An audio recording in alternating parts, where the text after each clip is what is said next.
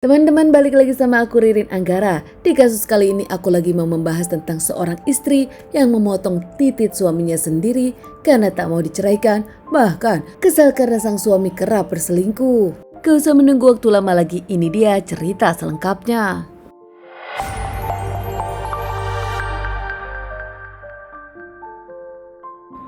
Permasalahan ini diawali saat wanita berinisial YC berusia 33 tahun asal Lumajang bertemu dengan seorang lelaki Bali. Saat itu YC memang tengah berliburan. Menyewa motor di Bali, YC pun bertemu dengan pemiliknya yaitu IPN, lelaki berusia 20 tahun. YC sendiri yang akhirnya ditemani IPN pemilik motor tersebut jalan-jalan akhirnya menemukan kecocokan. Meski keduanya berbeda umur 13 tahun, bahkan tak hanya itu. Setelah makin intensif komunikasi, keduanya merasa cocok, padahal keduanya berbeda keyakinan. IPN yang beragama Hindu sementara YC sendiri beragama Muslim, saat itu memang sempat tentang keluarga. Namun, meski sebentar mereka berpacaran, merasa yakin satu sama lain hingga akhirnya ngotot ingin menikah. Meski keduanya berbeda keyakinan, si perempuan berinisial YC ini berpindah keyakinan dari seorang muslim menjadi Hindu demi menikah dengan sang pujaan hati IPN. Tak hanya itu, setelah menikah pun YC pun meninggalkan keluarganya di Lumajang dan pindah menemani sang suami IPN di Bali dan menetap di Bali. YC banyak berkorban demi menikah dengan IPN, tak hanya mengorbankan agamanya sendiri, namun YC pun rela tinggal jauh dengan keluarga demi menikah dengan IPN. Di awal, hubungan rumah tangga mereka baik-baik saja, namun nampaknya tak lama mereka bahagia dalam pernikahan mereka. Setelah menikah, IPN pun peringanya berbeda. Menurut YC, setelah menikah IPN kasar, bahkan tak segan-segan melakukan KDRT kepada sang istri YC apabila mereka berdebat.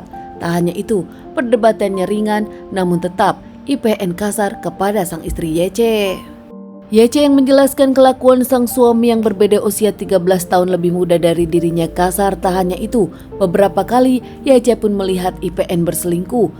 Perselingkuhan IPN selalu dimaafkan oleh YC dengan alasan YC masih mencintai IPN dan ingin mempertahankan rumah tangga. Belakangan YC pun makin sedih, tak hanya selingkuh, sang suami pun kerap jajan di aplikasi micet. Beberapa kali sang istri menemukan kalau sang suami jajan dari wanita-wanita cantik yang menjajakan dirinya di aplikasi micet. Saat dikonfirmasi kepada sang suami, bukannya minta maaf atau menyesal, sang suami malah lebih galak dan melakukan KDRT lagi kepada YC sang istri yang mengaku dirinya sabar karena mencintai sang suami IPN. Puncaknya semua permasalahan ini makin nyata, makin bingung saat ternyata IPN bukan anak kandung dari keluarga di Bali, melainkan hanya anak angkat. Bertekad mencari keluarganya sendiri di Solo, IPN pun meninggalkan sang istri dan pergi ke Solo demi menemukan keluarga kandungnya. Namun pasca IPN meninggalkan Bali dan pergi ke Solo untuk mencari keluarga kandungnya, IPN pun nampak jarang berkomunikasi dengan YC sang istri.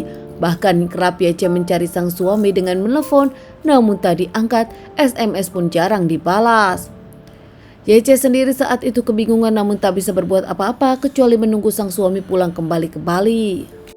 1 bulan sudah IPN meninggalkan sang istri dan juga pergi dari Bali untuk bertemu keluarga kandungnya di Solo. Namun di tengah itu juga banyak datang orang ke rumah untuk menagih hutang. Ternyata IPN meninggalkan Bali bukan hanya untuk mencari keluarga kandungnya, melainkan untuk meninggalkan hutang-hutangnya di Bali, dan sang istrilah yang kini dicari orang dan ditagih orang. YC sempat menelpon terkait permasalahan ini, namun lagi-lagi IPN nampak tak memperdulikan YC sang istri.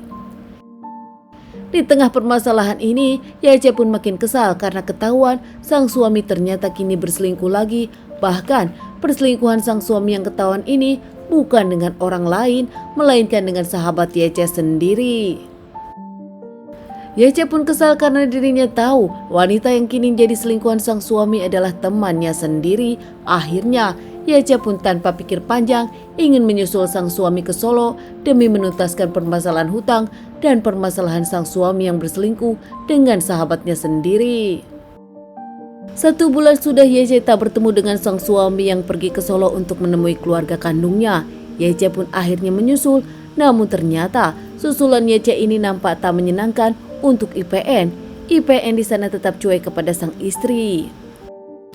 Tak hanya IPN yang nampak tak suka dengan kedatangan YC dari Bali ke Solo, melainkan keluarga kandung dari IPN sendiri, kakak kandung dan juga orang tua IPN nampak tak menyukai YC. Apalagi makin keluarga kandung tahu di tengah perbedaan keyakinan yang ada antara YC dengan IPN, nampaknya keluarga IPN tak suka. Setelah saat berkumpul keluarga, YC pun langsung membongkar pembicaraan dan menyebutkan tentang hutang-hutang IPN dan perselingkuhan IPN. Dari situ IPN yang tak terima langsung marah dan menyebutkan dirinya akan menceraikan YC. Bukannya ditengahi, keluarga IPN yang di Solo pun nampak lebih memilih IPN, menginginkan kalau IPN bercerai dari YC. Keluarga kandung IPN di Solo pun mengusir YC, meminta YC segera meninggalkan Solo dan pulang kembali ke Bali.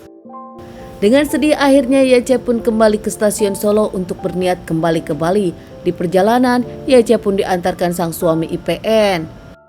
Dengan perasaan marah yang menggelora, YC pun di tengah perjalanan membeli sebuah cutter yang disembunyikan langsung di tasnya tanpa sepengetahuan IPN. Di perjalanan, YC pun meminta IPN untuk menemaninya 1 hari di hotel untuk kenang-kenangan perpisahan sebelum mereka akhirnya berpisah. Tanpa rasa curiga, IPN pun mengiyakan ajakan sang istri yang bermalam di hotel. Sampainya di hotel, mereka berdua melakukan setubuh seperti biasa layaknya suami istri. Pasca itu, IPN langsung beristirahat. Namun, di tengah IPN beristirahat, sang istri YC membuka lagi celana dalamnya dan langsung menebas otong sang suami. IPN yang berteriak kesakitan dan YC yang panik nampak kaget melihat banyaknya darah, menelpon resepsionis dan segera membawa IPN sang suami ke rumah sakit. Di rumah sakit sendiri, IPN yang memang tergeletak tak berdaya ditemani sang istri YC. YC yang nampak bingung menemani sang suami, namun tak lama pasca polisi datang, YC segera langsung diamankan. YC diamankan atas pelaporan dari keluarga IPN yang tahu kalau YC menganiaya PN. YC sang istri pun mengaku menyesal melakukan perbuatan ini kepada sang suami, namun nampaknya nasi sudah menjadi bubur, kini dirinya harus menerima hukuman yang dilakukannya. Sementara IPN masih sakit dan tergeletak di rumah sakit, namun tetap ngotot ingin menceraikan sang istri dan tak mau memaafkan YC dengan kejadian ini. Merasa telah banyak berkorban kepada sang suami, termasuk mengorbankan keluarga dan juga mengorbankan agama, YC tak terima saat sang suami begitu saja ingin menceraikan dirinya. Hingga ini dirinya mengaku tak merencanakan, hanya spontan saja atas kemarahannya. Teman-teman, sekian aja bahasan kasus kali ini. Semoga kasus kali ini bisa dijadikan pelajaran buat kita semua. Sekali lagi terima kasih dari aku Ririn Arin, ditunggu video-video selanjutnya.